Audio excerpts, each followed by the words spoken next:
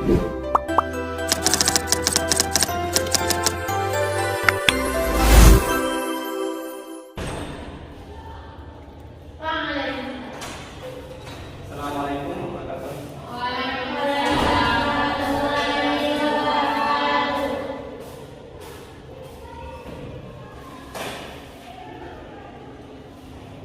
sekarang belajar Quran ya? Ya. Ini kembali? Ya. Ya. Quran hadis kita pakai PPT ya? Ya.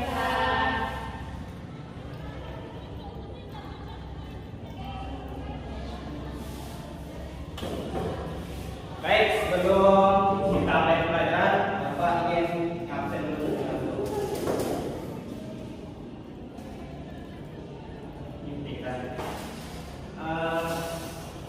Kalau dari yang mau surah ada?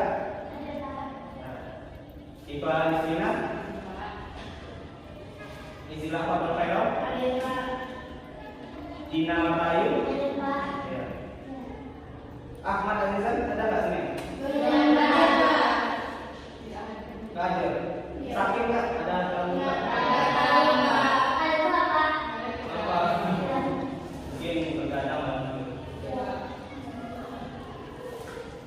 Baik, sekarang kita akan mulai pelajaran pada ini, yaitu coba buka bukunya, buku LKS-nya. Bagian tak bawa. Aduh, bagi yang nggak bawa, kemana sekarang dengan ini ya? Coba buka bab 5. Sudah buka semuanya? Sudah. Jadi apa pelajaran kita pada hari ini? Nah, terus bagi ilmu. Nah, di sini kita akan mempelajari kewajiban dalam menuntut ilmu. Ilmu. Oke, sebelum kita masuk sini. Nah, sebelum kita masuk kepada definisi dari menuntut ilmu, menurut anak-anak apa itu ilmu? Nah, pengetahuan, oke. Ilmu, pengetahuan juga, oke. Kamu? Pemahaman, terus lagi? Pengetahuan, oke. Oke, tadi Ananda akan jawab pengetahuan dan juga menjawab pemahaman. Kalau seandainya pemahaman itu salah, apakah masih dimaksud dengan ilmu? Tidak kan? Misalnya sebuah pengetahuan, ternyata pengetahuan itu salah. Kan pengetahuan nama itu masuk kategori bodoh. Misal gini, bapak analogikan kan gini. 1 ditambah 1 sama dengan berapa? 2. Nah, 2 sini merupakan pengetahuan ilmu. Itu pengetahuannya benar. Tetapi kalau kita uji 1 ditambah 1 sama dengan, kalau ada Anda menjawab 5, berarti ini bukan pengetahuan, tapi bukan ilmu. Ini masuk kepada ya betul. Tidak, itu pemahaman yang salah. Ini belum. Jadi ilmu itu adalah sesuatu pengetahuan yang dapat diprediksi oleh teori, pengalaman atau hal lainnya, itu dapat diuji dengan kenyataannya. Kan kita uji 1+1 2, baru ini mendapatkan ilmu pengetahuan. Pengetahuan itu adalah bagian-bagiannya, dan setelah pengetahuan itu maka adalah sebuah ilmu. Nah, di sini kita akan bahas kewajiban dalam menuntut ilmu. Di sini Bapak tulis titik. Menuntut ilmu adalah usaha sungguh-sungguh untuk memperoleh pengetahuan, baik agama maupun ilmu umum. Nah, di dalam ajaran Islam itu kita tidak hanya berfokus kepada ilmu agama saja, tetapi netral. Kita diwajibkan untuk ilmu agama dan begitu juga ilmu umum. Nah, di sini tadi ada yang fardu ain, ada yang fardu kifayah. Hukum untuk ilmu ya. Ada tadi fardu ain dan ada fardu kifayah. Nah, coba baca Anda Dina, apa itu fardu ain? Fardu ain adalah wajib bagi setiap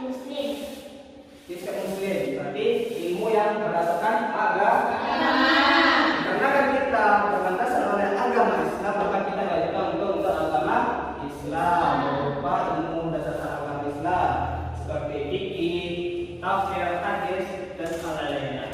Nah, fardu kifayah coba baca sekali Irillah.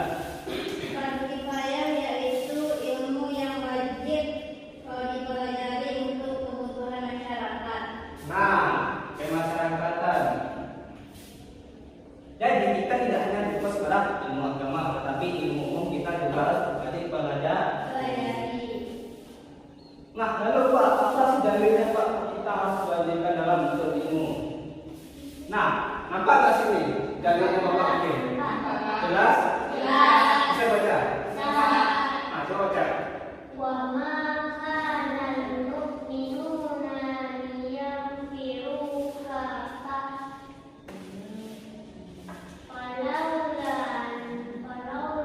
nafara min kulli firqatin minhum ta'ifatul liyatafaqahu fid-din. Ya. Kalau tidak ada sebenarnya di sini. Waliyunziru lebih baik ini ya Pak. Waliyunziru qaumahum idza raja'u ilaihim la'allahum yahzarun. Oke, baik. Nah, di sini ada nggak tahu apa arti dari dalil tersebut? Iya Pak. Ada. Bisa jelaskan? Ya. Oke, ini Pak untuk menjelaskan. Arti itu adalah wa maka dan bismillahirrahmanirrahim. Wa maka dan mu'minu kafah. Nah, arti di sini adalah tidak sepatutnya setiap kaum muslimin itu, setiap kaum mukmin itu pergi berperang semuanya dalam peperangan. Dilanjutkan selanjutnya, walau nafara min kulli firqatin minhum ta'ifatun liyatafaqahu fid-din wa liyunziru qaumahum raja'u ilaihim la'allahum yahdharun. Nah, arti tersebut adalah mengapa sebagian setiap golongan tersebut itu tidak pergi ke dalam peperangan atau mereka tinggal bersama Rasulullah untuk memperdalam atau mempelajari ilmu pengetahuan agama, dan lalu dia akan menyebarkan atau menyampaikan pemahaman tersebut kepada orang la'allahum yahdharun, agar mereka dapat menjaga dirinya mereka sendiri. Lanjut. Di sini ada di dalam dalil Quran surah At-Taubah ayat 122 ini ada beberapa isi kandungan yang dapat kita ambil kesimpulan. Yang pertama itu ada tafaqquh fiddin, amar ma'ruf nahi anil munkar, fardu kifayah. Nah, coba soal Anda Alina baca ini tafaqquh fiddin. Tafaqquh fiddin. Tafaqquh itu kewajiban mempelajari ilmu agama. Tidak boleh semua orang meninggalkan aktivitas belajar. Harus ada sebagian yang mendalami ilmu agama. Nah, di sini dapat kita belajar bahwasanya menuntut ilmu agama itu merupakan kewajiban bagi setiap kaum muslimin. Nah, di sini tidak boleh semua orang meninggalkan aktivitas agama, aktivitas belajar, harus ada sebagian fokus dari ilmu agama.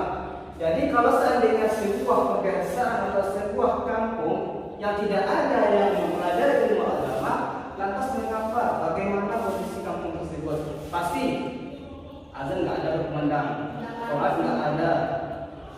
Makanya kita harus mempelajari ilmu agama. Selanjutnya, Anda Rifa, coba baca amar ma'ruf nahi munkar.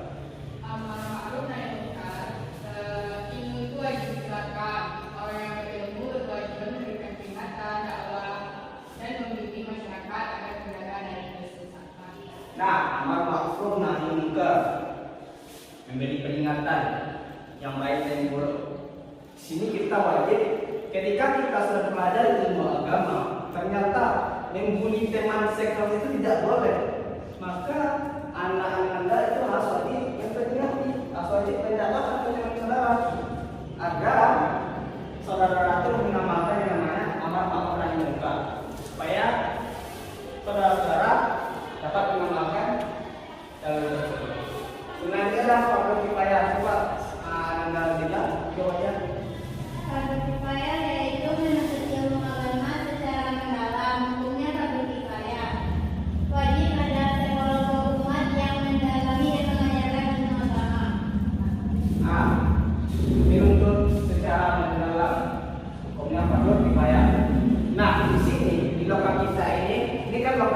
Ini lokal 3A ya. Jadi di lokal 3A ini, kalau seandainya tidak ada satupun yang terdalam ilmu agama, maka semuanya akan berdosa. Maka wajib salah seorang dari lokal ini harus mempelajari ilmu agama, hukumnya dalam fardu kifayah. Oke, lanjut. Nah, sini Bapak juga memberikan dari dalilnya dari hadis Nabi itu dapat ibadah dari hadis Nabi. Coba ada yang bisa baca enggak? Coba Nanda bisa.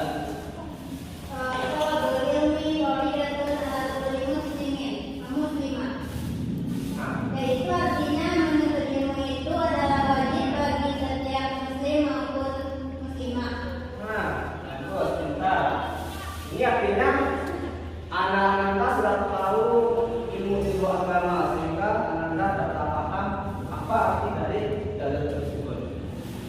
Nah, dikarenakan pada hadis ini lupa berikan sanadnya, kita merupakan saja. Ternyata hadis ini berasal dari Rasulullah, yaitu Anas bin Malik radhiyallahu anhu. Anas bin Malik qala Rasulullah sallallahu alaihi wasallam. Ternyata hadis ini diriwayatkan oleh Anas anaknya Malik. Dia dapat hadis dari Rasulullah sallallahu alaihi wasallam. Lanjut. Jadi di dalam hadis tersebut dapat kita ambil kandungannya, itu ada kata faidah kullu muslimin, tidak ada batas usia dan cakupan ilmu yang diwajibkan. Yang pertama adalah faidah kewajiban, berarti kewajiban katakan Allah seperti kewajiban sholat, puasa, menuntut ilmu adalah kewajiban agama yang tidak boleh diabaikan. Nah, ternyata menuntut ilmu itu juga sama misalkan ibadah sholat kan wajib.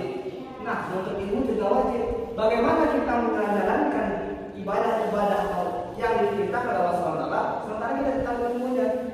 Makanya sebelum ibadah itu kita laksanakan, maka kita wajib untuk pelajari ilmu-ilmu tentang ibadah tersebut.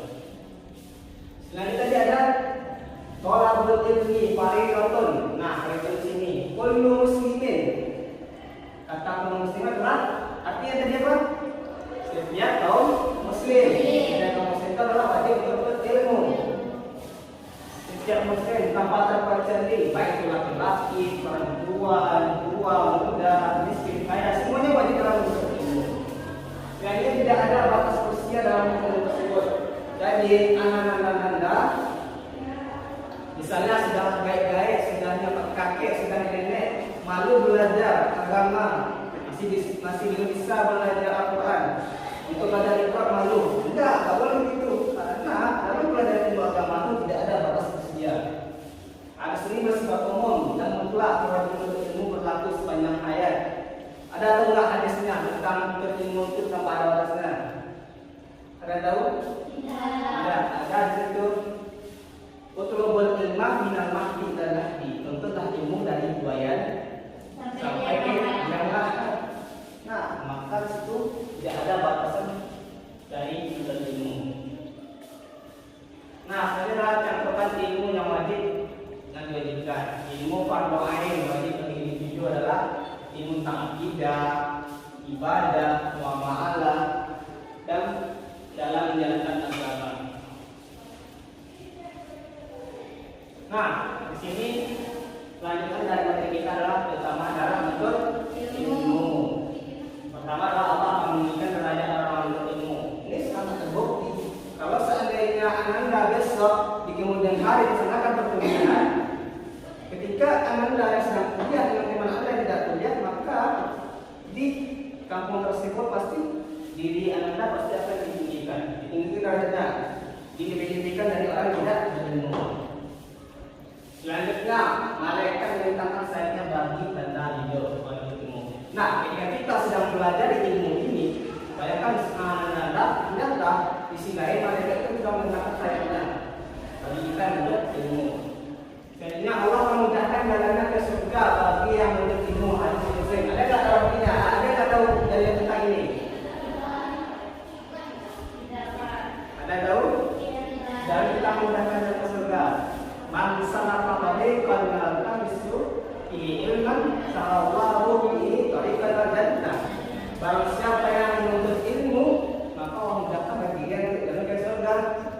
Jadi peluang-peluang anak-anak di sini itu sangatlah besar untuk menuju ke dalam surga Allah Subhanahu wa taala. Selanjutnya, ilmu tidak akan berhenti pahalanya meski miliknya adalah bapak. Nah, ketika bapak menyampaikan ilmu kepada anak-anak Anda, lalu Anda mengamalkan ilmu tersebut, misalnya bapak mengatakan saudara-saudara itu tentang ilmu ibadah sholat.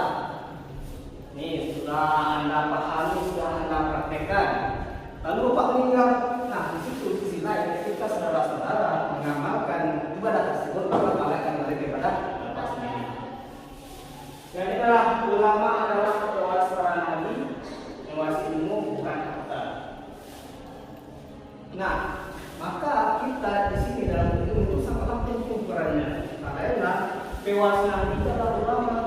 Nabi tidak mewariskan hartanya, tidak mewariskan harta atau benda lainnya, tetapi yang Rasulullah atau nabi yang mewariskan adalah Al-Quran dan Sunnah, itu berupa ilmu pengetahuan. Nah, implementasi dalam kehidupan kita sehari-hari, kita ilmu agama, ilmu formal, ada juga ada lingkungan. Coba Ananda dengar atau baca dari ilmu agama. Ilmu agama tentunya hadir dengan jadi muslim, belajar Al-Quran dan tafsir, mendalami fikih pada sehari-hari. Nah, ketika kita berdalam atau mengimplementasikan dalam kehidupan kita sehari, ketika ada majelis taklim di musola-musola kita, maka kita wajib menghadirinya. Dan kita juga harus belajar Al-Quran dan tafsir. Selanjutnya ilmu formal, coba Anda dengar, coba baca.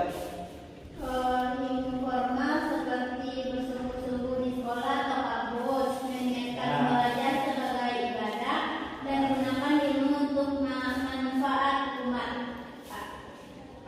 Bersungguh-sungguh di sekolah. Makanya Anda di sini harus bersungguh-sungguh dalam menuntut ilmu. Niatnya belajar sebagai ibadah. Jadi percuma nanti Anda belajar lama, tapi nggak ada niatnya untuk ilmu. Malah niatnya untuk hal-hal yang lain, supaya dipandang orang lain, supaya mendapatkan pekerjaan di kemudian harinya.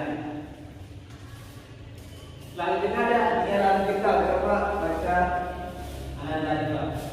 Jalan digital itu dimanfaatkan platform belajar online kami. Ikuti kajian streaming ulama terpercaya. Konten prioritaskan ilmu bermanfaat. Nah, sini kan ada kajian streaming ulama terpercaya. Ada kita lihat kan di aplikasi TikTok kan ada web itu, ada lab bersama, ada lab. Maka itu harus kita ikuti supaya kita mengimplementasikan dalam kehidupan sehari-hari. Selanjutnya di lingkungan, coba baca Anda, Karina. Kalau dengan hal ilmu, diskusi dan hal-hal teman-teman, belajar ilmu pada orang lain. Nah, bergaul dengan orang berilmu, maka Anda harus berkenal dengan orang yang berilmu. Diskusi dengan hal bersama teman. Jadi Anda di sini setelah belajar ilmu dari Bapak, nanti setelah pulang ini Anda bisa membuat hal atau perkumpulan atau bicara pikir, bahas lagi ilmu ini supaya mereka dalam hati-hati saudara. Nah, mungkin itu pembahasan kita pada hari ini. Ada kesimpulan dari waktu mewajibkan adanya kelompok yang pelajari ilmu agama, tidak semuanya harus ikut berperang. Selanjutnya dari hadis sebelumnya tadi, kalau boleh ilmu itu tentang bagaimana ilmu. Untuk ilmu adalah faridah, kenapa juga tidak promosi tanpa terkecuali. Ilmu itu adalah cahaya yang menerangi kegelapan menuju ridhonya Allah dan kebahagiaan dunia akhirat. Itu ilmu harus dinyatakan karena Allah Subhanahu wa taala berkata kita. Nah, dari sekian penjelasan dari Bapak, apakah ada yang ditanyakan? Anda? Saya Pak. Oke, baik, silakan ditanyakan. Bagaimana dampak jika seseorang itu mengabaikan kewajiban menuntut ilmu, Pak? Ketika seseorang Ketika seseorang itu mengabaikan ketika seorang menyampaikan dalam menuntut ilmu. Nah, pembahasan kita pada ini adalah kewajiban dalam menuntut ilmu. Nah, pertanyaan di sini adalah bertolak dengan orang yang tidak melaksanakan hal tersebut. Tadi hadis yang dibaca Pak Ali tadi itu sudah bagus. Allah berilmu pada kaum muslimin. Untuk ilmu adalah kewajiban bagi kaum muslimin. Nah, di sini pertanyaannya apa? Dampak jika dia tidak dampak jika dia mengabaikan menuntut ilmu. Dampak dia mengabaikan kewajiban ilmu. Sama halnya dengan ini, ketika kita ilmu itu berupa kewajiban, maka kita akan pelajari menuntut sembuh. Satunya dua. Nanti ketika seorang tersebut mengabaikan dari kewajiban tersebut, misalnya dia satu mengandung lima. Nah, ini merupakan penyimpangan, kebodohan atau kesesatan nyata. Ketika seorang tidak pelajari ilmu agama seperti ilmu sholat, percuma dia sholat kali tapi dia tidak tahu ilmunya. Maka ini harus perlu kita pertimbangkan. Dampaknya adalah bisa jadi kebodohan atau kesesatan yang akan kita alami.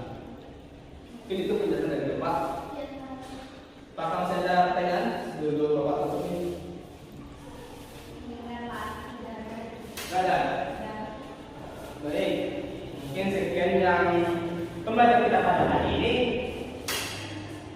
Dikarenakan waktu kita jam depan bermain, mungkin Bapak akhiri. Assalamualaikum.